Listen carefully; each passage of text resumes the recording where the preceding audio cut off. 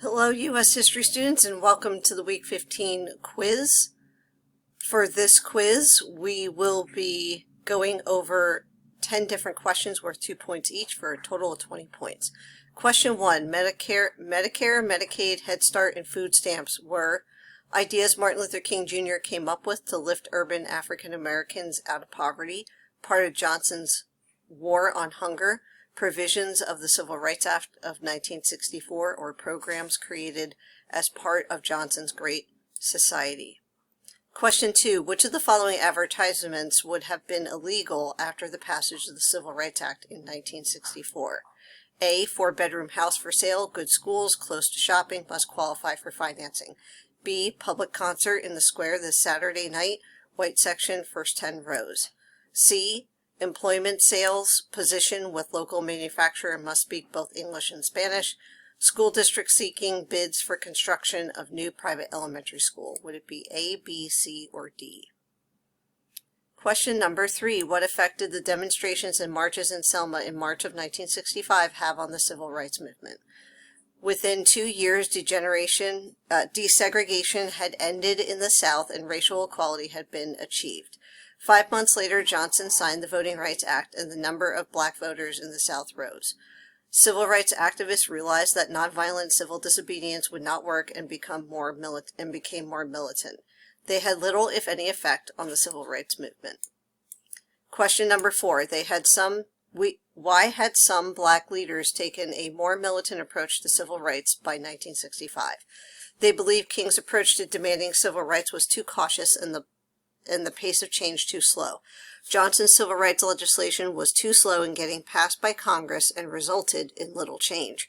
They learned that King did not really believe that civil rights for blacks would ever be achieved. Bloody Sunday had proven to them that the only way to gain equal rights was through violence. Question 5. How was the Cuban Missile Crisis resolved?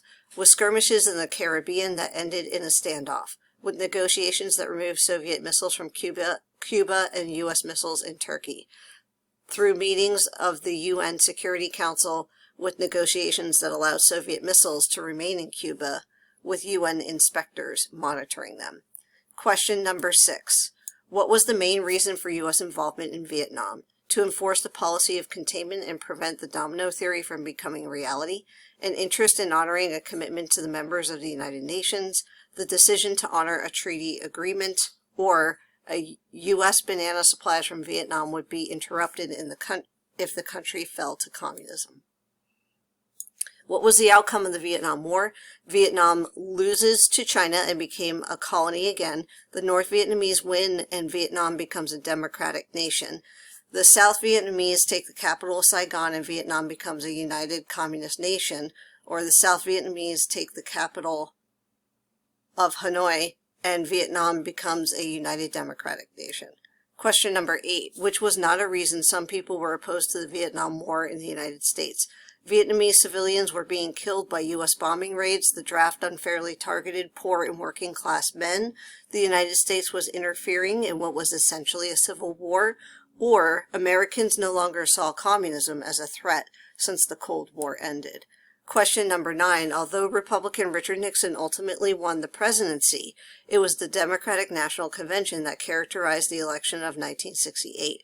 What happened there? Hubert Humphrey was nominated amid protests, the presence of the National Guard, and rioting. Eugene McCarthy was nominated thanks to the efforts of Abby Hoffman and Jerry Rubin. Lyndon Johnson was nominated to give continuity and leadership in Washington.